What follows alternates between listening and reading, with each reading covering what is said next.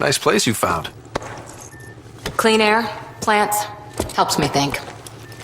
Something on your mind? Maybe. Your biotics always do that when you're maybe stressed? I got it. I'm good. I don't normally lose it like that.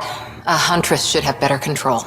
Was the Illusive Man able to infiltrate the Initiative and get a Cerberus operative in the name of a family member all the way to the Andromeda galaxy? Or is it just a coincidence that there's someone with the same shared last name that has made it to Andromeda?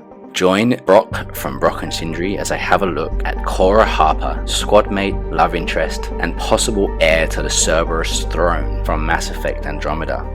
So guys, I've done a lot of research for this video. It was definitely a topic that really appealed to me. I mean, we've made a topic on who the benefactor may be, but we haven't done a huge amount of Andromeda specific video content and lore content for lots of reasons. You know, we've done other videos on Andromeda and talked about how we think Andromeda should be considered a spin-off series rather than a main Mass Effect series, and some of it may or may not be considered canon. Here's my issue.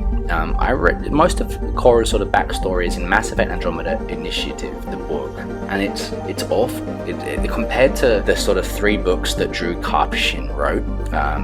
You know, Drew, who's the head writer for Mass Effect 1 and 2, clearly the best games in terms of story and character development and everything else. You know, it's pretty weak, and I'm not going to go through all of that. What I'm going to do instead is say that there's this big backstory about how she was, you know, 13, living on a sort of crappy, shitty, decrepit ship with her parents when her biotics started to come through, and they couldn't afford to, you know, have someone that could potentially rip up the ship, so they sent her off to be with the Alliance at the age of 18, so there's a 5-year gap right there. Then what we get is this story that she builds herself up to this lieutenant rank, and then basically the Alliance ship her off to go and be part of the Asari Commando, and she goes and hones her biotics, and she's supposedly as powerful as, you know, some Asari commandos. And then we get this story where she then gets pushed in by her Asari Commando to joining up with the Initiative and working as Alec Ryder's sort of lackey for a while, and doing odd jobs and retrieving software and like testing out the SAM AI in previous versions. All of this is packed in, and then she goes off to Andromeda, and by the time you get to her in the game, she still looks young, and she's not an Asari, and the stuff that she's done, you know, an Asari would have done after like 200 or 300 years in some cases. It's like a lot of it's just poorly written and, you know, is not, to me, in keeping with the original canon. So I'm not going to go into that because I don't consider a lot of it to be canon. But what I want to talk about is this cover story, all right? Like, now, she is a potential romantic interest for a male writer. She is a decent enough character, there's some allure to it, but what we really know is the surname. Now, what we know is that the Illusive Man's original name is Jack Harper. Now, either the new writers for Mass Effect Andromeda were so bloody stupid and didn't check that they picked a surname that happens to be the same, or it was part of a long-term plan. Now, what I want to know is that plan, or what is that plan? What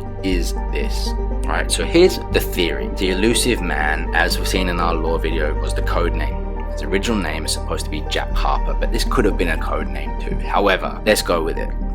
Now, what do we know about Cora? We know that she has powerful biotics, close to Asari Huntress levels apparently. We know that she uses the L3 implants, so she's got to be of a certain age, right? She's younger than Cade and Alenko for a start. However, lore states that she was still living with her parents when her powers manifested, but the main issue with that is that humans don't have natural biotic abilities for the most part. They came from overexposure to EZO, for example, through a particular shipping ship that was sort of sabotaged by Cerberus.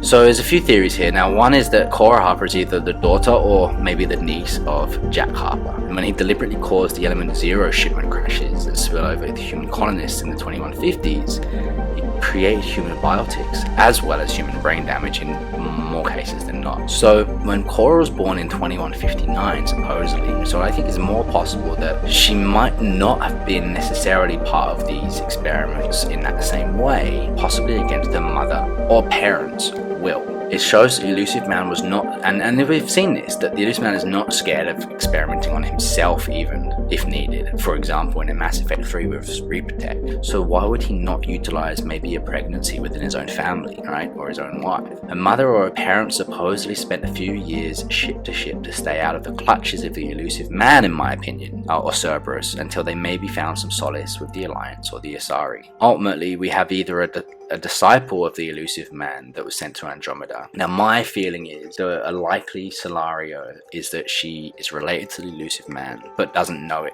and never really knew maybe that she was being experimented on. However, you know, it's either that she's gone there to further, you know, maybe she is the heir to Cerberus, you know, the throne of Cerberus. Maybe the Illusive Man did this intentionally. And what he did was he sent her to Andromeda to further Cerberus and therefore humanity, in his eyes, interests in a new galaxy. Or she was so desperate to get away from the Illusive Man that she went 600 years in a whole galaxy away. And I've seen a lot of people talking about it online, and then it's only a coincidence. Or I guess a little bit like Zaid's brother and Conrad Werner's sister appearing, you know, in the game. Or the use of the Nakmor clan, for example, is just a fan service to try to get fans invested, right? As in Zaid's brother is in Andromeda, Conrad Werner's sister, and there's the, you know, the Nakmor clan, who we obviously come across in Mass Effect 2 originally. But I think it's a bit more than that. I think it can't just be just a random Easter egg. I think this is Chekhov's gun. You don't introduce a character with that name in the first game of what was supposed to be a new series without having some kind of payoff in mind to it. No chance that she's not related to the Illusive Man. No way. I think the writers weren't great, but they're not that bad. But the question is whether it's as his daughter specifically, and whether she's on board with the Illusive Man and Cerberus. That's the debate. I think it's more likely to be a niece, and likely to be one that's either totally against the Illusive Man, or as a sleeper agent, a la the Manchurian candidate that will be awakened. So she's not aware, but she may be awakened somehow, something that might trigger it. That is my theory. What do you guys reckon? Is this a pure coincidence, or is this just the ramblings of a crazy person clutching at straws? This, as I said, this was going to be a proper lore video, but I honestly did the research, I read the books, and maybe this is an unpopular opinion, but I could not stand the writing of them. It's not Mass Effect, so I couldn't do it, and I'm not going to put it into a video because I don't consider it to be official canon. But what is canon is her last name. So you tell me, is it a coincidence? Is she related to the Illusive Man on their side?